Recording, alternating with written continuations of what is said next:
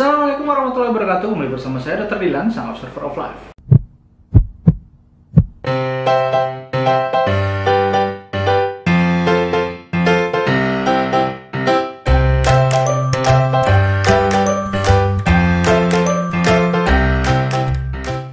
Di video kali ini kembali saya akan membahas terkait dengan masalah kehidupan. Selain daripada karena ini memang saat ini sedang viral, ya ada artis yang sedang konflik. Tapi sebenarnya dalam beberapa waktu belakangan ini saya juga menangani beberapa kasus yang sifatnya family therapy. Ya, ada pasangan suami istri yang sedang mengalami cekcok atau konflik yang mengakibatkan terjadinya ketidakharmonisan. Secara garis besar, sebenarnya apa sih yang terjadi ketika suatu pasangan mengalami konflik rumah tangga? Nah, sebelum Anda mengetahui jawabannya, pastikan Anda sudah subscribe dulu channelnya dan klik loncengnya. Nah, sebelum kita membahas tentang bagaimana konflik itu terjadi, kita harus tahu dulu apa saja hal-hal yang kita harus pahami terkait dengan pernikahan. Hal pertama yang harus kita ketahui, pernikahan itu terjadi ketika adanya suatu kesepakatan antara seseorang dengan pasangannya untuk membina rumah tangga dengan suatu ikatan yang sah. Pernikahan itu adalah manusia dengan manusia. Ini landasan awalnya yang harus kita pahami. Kalau kita menikah dengan manusia, jadi kita harus tahu bahwa kita menikah dengan manusia yang tak luput dari melakukan suatu kesalahan. Yang bisa saja kesalahan itu adalah menyakitkan bagi kita. Tapi itulah konsekuensi dari pernikahan. Yang kedua, kita harus tahu bahwa manusia itu memiliki cara pemikiran yang tidak selalu sama satu sama lain. Kenapa? Karena masa lalunya berbeda, pola asuhnya berbeda, pengalaman hidupnya berbeda. Ya, jadi artinya bisa jadi hobinya tidak sama. Bisa jadi prinsipnya tidak sama. Bisa jadi cara memandangnya dalam melihat masalah tidak sama. Yang itu bisa berisiko terjadinya konflik. Kemudian pemikiran hari ini belum tentu menjadi pemikiran yang sama dengan pemikiran masa depan. Pemikiran masa lalu belum tentu sama dengan pemikiran saat ini. Itulah manusia. Jadi mungkin saja awal-awal pendekatan, awal-awal pernikahan, dia selalu ingin menyenangkan kita. Tapi di pemikiran hari-hari berikutnya, mungkin saja pekerjaan yang menjadi prioritasnya, orang tuanya yang menjadi prioritas utamanya, atau mungkin temannya, sahabatnya, atau mungkin ada seseorang yang menjadi pemikiran yang menjadi prioritas. Seseorang yang menjadi pemikiran yang menjadi prioritas. Yang ketiga, pemikiran akan berdampak kepada apa yang kita rasakan. Nah, jadi apa yang kita rasakan, bila itu menimbulkan kenyamanan, kita akan mendekat. Apabila kebalikannya, pemikiran kita menghasilkan perasaan yang tidak nyaman, itu yang membuat kita akan menjauh. Jadi orang-orang yang ingin berpisah, itu adalah karena sudah besarnya rasa ketidaknyamanan yang muncul antar pasangan itu. Kita ingin berpisah. Tapi kenapa orang bisa mengalami bucin? Ya karena saking nyamannya, bahagianya dia sama dengan pasangannya. Maka dia ingin terus lengket kayak perang. Ya, itu pemahaman yang ketiga kita harus tahu. Selama kita nyaman dengan pasangan kita, kita akan dekat. Selama kita nggak nyaman dengan pasangan kita, kita tidak akan dekat. Kita bahkan ingin menjauh. Itu pemahaman yang ketiga yang harus kita tahu. Nah, yang keempat, ini bicara tentang masalah. Tapi sebelum kita bicara tentang masalah, saya ngambil contoh. Kapan dikatakan kamus misalnya, yang tebalnya segini misalnya, dikatakan berat? Ketika dilihat atau ketika dipegang? Ya, jawabannya ketika dipegang. Buku itu tidak akan terasa berat kalau kita tidak memegangnya. Nah, masalah pun sama. Ya, kapan sesuatu itu menjadi masalah? Ya, ketika kita permasalahkan. Ya, jadi masalah ada hanya ketika kita mempermasalahkan. Jadi kalau tidak permasalahkan, nggak masalah. Nah, ini yang harus kita pahami dulu. 4 pilar utama dalam memahami konflik rumah tangga. Pertama, kita menikah dengan manusia yang tidak selalu melakukan hal yang baik-baik saja, bisa sekali melakukan hal yang jelek-jelek juga. Tapi juga tidak selamanya dia melakukan hal yang jelek-jelek, kadang-kadang juga dia melakukan hal yang baik. Itu adalah pernikahan dengan manusia. Konsekuensinya kita harus tahu. Yang kedua, manusia itu punya pemrograman pemikiran yang berbeda-beda, tidak selalu sama. Pendidikan kita berbeda, pola asuh kita berbeda, masa lalu kita berbeda, pengalaman hidup kita berbeda, prinsip kita berbeda, ya, cara pandang kita dalam melihat masalah berbeda, keyakinan kita tentang sesuatu hal itu berbeda, hobi kita berbeda. Nah, itulah konsekuensi kedua yang kita harus pahami ketika kita memutuskan untuk menikah. Yang ketiga, pemikiran berdampak kepada apa yang kita rasakan, dan perasaan yang menghasilkan suatu kenyamanan akan mendekatkan kita dengan pasangan kita. Perasaan yang menghasilkan ketidaknyamanan akan menjauhkan kita dengan pasangan kita. Itu pemahaman ketiga yang harus dipahami. Dan yang keempat, pemahaman berikutnya kita harus paham bahwa masalah ada karena ada hal yang kita permasalahkan. Ya, jadi pemahaman ini yang kita harus pegang di awal supaya kita paham tentang kenapa bisa terjadi suatu konflik. Jadi apa yang dimaksud dengan konflik? Konflik itu adalah perseteruan antara suami terhadap istri atau istri terhadap suami. Ya, karena mengalami suatu masalah. Apa yang dipermasalahkan? Ya, itu tergantung dari cara mereka mempermasalahkan kejadian. Saya pernah dapat kasus, ya, seorang wanita yang memperkarakan sikap suaminya, ya, yang membuat hubungan mereka sekarang tidak harmonis. Apa kasus yang dipermasalahkan? Dia mempermasalahkan suaminya ini ternyata dulunya sebelum menikah dengan dia, sebelum pacaran dengan dia, pernah mencium wanita lain. Artinya mantannya dia. Nah, itu dipermasalahkan sama istrinya. Padahal yang dilakukannya kan sebelum mereka kenal. Ya, itu dipermasalahkan. Dan bagi dia itu adalah suatu hal yang salah. Prinsip bagi dia, saya mau menikah dengan pasangan yang masih suci. Dan dia mengatakan kepada saya bahwa sebelumnya dia tidak pernah melakukan itu. Dan ternyata dia berbohong. Nah, kesalahan itu bagi dia adalah masalah. Itulah yang sering menjadi suatu pertengkaran. Karena sejak itu dia tidak percaya lagi dengan pasangannya. Jadi konflik muncul karena dia mempermasalahkan kesalahan yang menurut dia itu kesalahan atau perbuatan yang dilakukan suaminya sebelum kenal dia. Ya, jadi masalah, ya mungkin Anda mendengar itu adalah itu aja dipermasalahkan. Iya, karena Anda tidak mempermasalahkan. Tapi bagi istrinya itu dipermasalahkan. Ya. Ada juga suami mempermasalahkan sikap istrinya yang suka foya-foya, menghabiskan uang, tidak tahu kemana, selama ini uang ini dipercayakan sama istrinya, tiba-tiba istrinya berfoya-foya.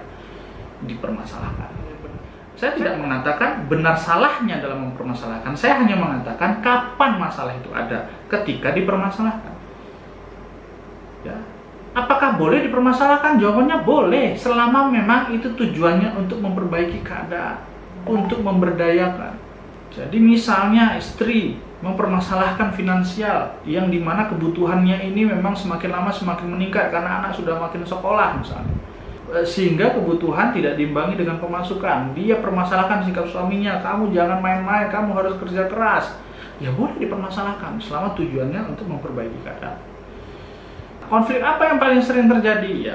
Ya, kecewa dengan suami yang lebih memilih mertua, atau mungkin permasalahannya yang dia konflik dengan mertuanya tapi suaminya nggak bela dia.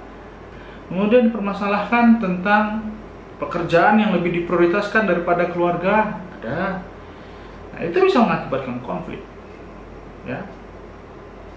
Atau mungkin hobi, suaminya asik main batu, main mancing, atau ya, bermain di luar dengan kawan-kawannya yang tidak peduli dengan dia dan anaknya. Ketika anaknya sakit, suaminya sibuk dengan hobinya misalnya. Konflik ada, jadi permasalahan. Tapi yang harus diingat di sini yang ingin saya tekankan adalah bahwa bukan masalah benar salahnya terhadap suatu masalah itu, tapi saya ingin menekankan bahwa masalah itu ada karena dipermasalahkan. Yang kebanyakan orang yang mengalami suatu permasalahan rumah tangga, dia tidak menyadari bahwa sekarang saya sedang mempermasalahkan. Tapi yang terjadi adalah dia memposisikan dirinya sebagai korban dari masalah. Aku begini gara-gara pasanganku. Ya kan? Itu yang paling banyak terjadi. Dan dia mengalami kegalauan. Dia mempermasalahkan dengan menyalahkan sikap pasangannya, dan dia galau, dia kecewa, dia menderita. Padahal yang membuat itu terjadi penderitaan tadi bukan karena pasangannya, tapi karena cara dia mempermasalahkan. Karena seperti yang saya bilang di awal, bahwa apa yang kita pikirkan akan berdampak kepada apa yang kita rasakan. Jadi kalau kita memikirkan kesalahan pasangan, kita mempermasalahkan sikap pasangan, yang menyebabkan kita menderita itu bukan karena pasangan, tapi karena cara kita merespon.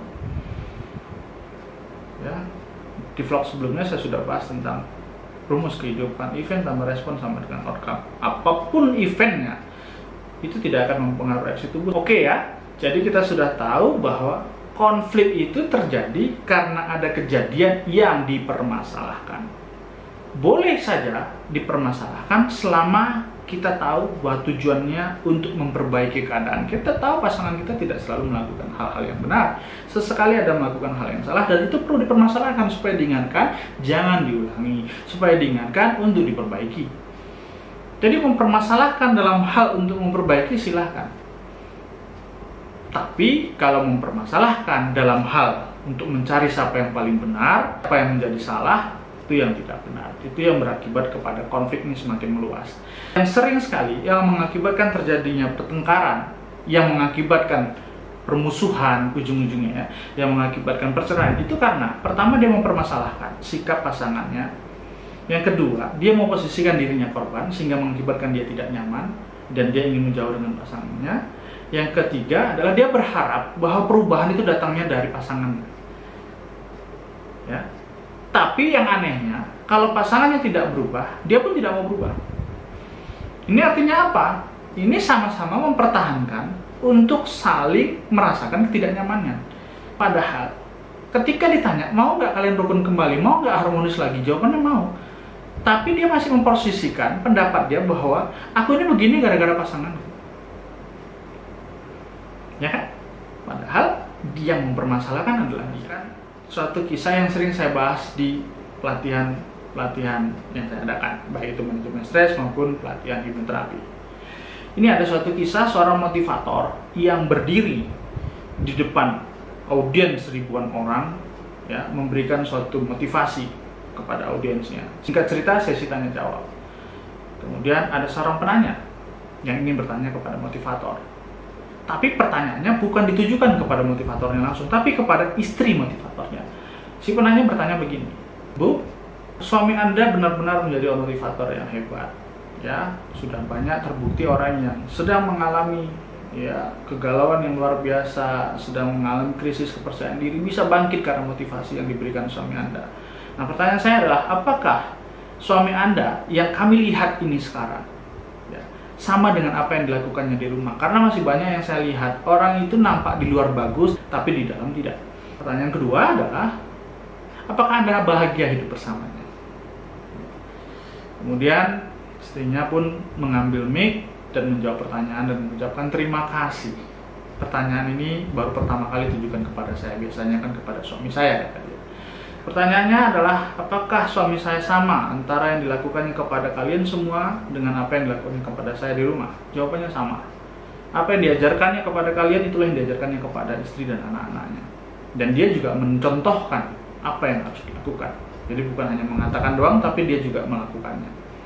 Yang kedua, apakah saya bahagia hidup bersamanya? Jawabannya iya. Tapi kalau pertanyaannya adalah, apakah dia yang membahagiakan saya? Jawabannya adalah tidak. Semua terhenyak.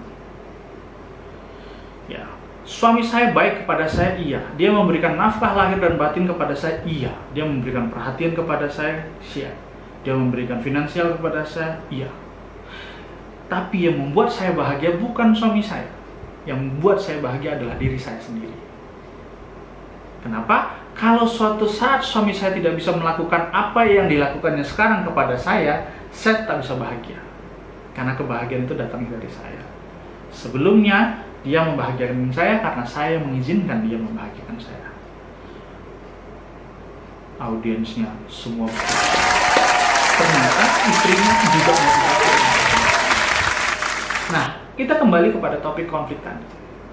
Banyak orang yang mengalami konflik rumah tangga itu karena memposisikan dirinya adalah korban dari sikap pasangannya. Dia mempermasalahkan sikap pasangannya, tapi ingin pasangannya yang berubah. Dia tidak menjadikan posisinya sebagai pelaku. Sehingga kebahagiaan itu tergantung dari sikap pasangannya. Jadi kalau pasangan terus dengan sikap gitu, kecewa dengan dia, ini sama-sama kecewa nih ceritanya, ya, tidak mau membangun hubungan yang baru, tidak mau memperbaiki keadaan, tidak mau memulai untuk berkomunikasi, ya maka sama-sama diam. Ya, sama-sama merasa bahwa aku tidak mau memulai, kan dia yang salah. Ya, selama posisi itu sama-sama di posisi korban, ya, tidak mau mengambil alih bahwa saya bahagia karena saya menderita karena saya, ya, maka ya hubungan itu akan terus mengalami ketidakharmonisan. Dan kalau ini dibiarkan terus-menerus, yang akan menjadi berujung kepada perpisahan. Nah, apakah konflik rumah tangga bisa diperbaiki? Jawabannya bisa. Bagaimana caranya? Nah, mulai dari prinsip ini. Karena dari prinsip inilah baru kita bisa bicara tentang apa yang mau dilakukan. Kalau nggak ada prinsip ini dipegang, apapun tekniknya, apapun metodenya, nggak akan bisa berhasil. Apa itu prinsipnya? Berkompetisilah melakukan yang terbaik terhadap pasangan. Ya, suami terhadap istri, istri terhadap suami. Saya tahu bahwa saya menikah dengan pasangan yang tidak selalu melakukan hal yang benar. Saya akan ingatkan pasangan saya kalau dia melakukan hal yang salah. Kemudian maintain supaya suami itu terus mengingat kita, supaya istri itu ingat kepada kita. Maintain hubungan itu. Artinya apa? Hari-hari itu diisi dengan hal-hal yang membuat kita nyaman dengan pasangan kita. Jangan rutinitas begitu saja. Ya, begitu saja dengan asumsi bahwa ya sudah, dia setia dengan aku, tapi hubungan itu tidak di-maintain. Waktu tidak ada lagi bersama, uang itu cuma dikasih tiap bulan saja, ya. Jalan-jalan tidak ada, hubungan intim dijarangkan, ya, waktu berdua tidak ada, komunikasi tidak sering, ya. Nah, itu artinya tidak memaintain hubungan. Nah, maka dipererat lagi, di-maintain. Ya, jangan hanya menunggu untuk diberikan puji-pujian, tapi memulailah untuk saling memuji pasangannya, sehingga pasangan itu nyaman. Jangan sampai orang di luar sana yang memberikan kenyamanan kepada dirinya sehingga beralih orang itu. Ya. Yang ketiga adalah jadilah pelaku kehidupan. Ya, saya begini karena saya. Kalau saya mengatakan saya ingin betul-betul menjadikan pasangan saya ini adalah yang pertama dan terakhir, maka saya harus bisa untuk menjaga komitmen saya. Kemudian pertanyaan berikutnya adalah bagaimana yang harus dilakukan kalau ternyata pasangannya terus melakukan kesalahan yang berulang? Terus melakukan KDRT, udah dikasih kesempatan untuk memperbaiki kesalahan, dimaafkan, tapi diulang kembali. Atau mungkin dia kembali terbukti selingkuh misalnya. Atau mungkin dia selalu memprioritaskan komunitasnya, lingkungannya, tanpa mempedulikan keluarganya. Sedangkan keluarganya kan juga butuh perhatian, keluarganya juga butuh uang, ya. Dia hanya mementingkan uangnya digunakan untuk komunitasnya misalnya. Ini adalah hal yang berbeda. Bagaimana menyikapi hal seperti ini? Ya. Jadi, prinsip untuk supaya keluarga itu harmonis adalah berkompetisi melakukan yang terbaik buat pasangan. Tapi kalau hanya salah satu yang ingin memperbaiki, satu lagi tidak, jadi solusi itu ada dua, mempertahankan dan berpisah. Berpisah juga bagian dari solusi. Hidup itu tidak selalu memilih antara yang baik dengan yang baik.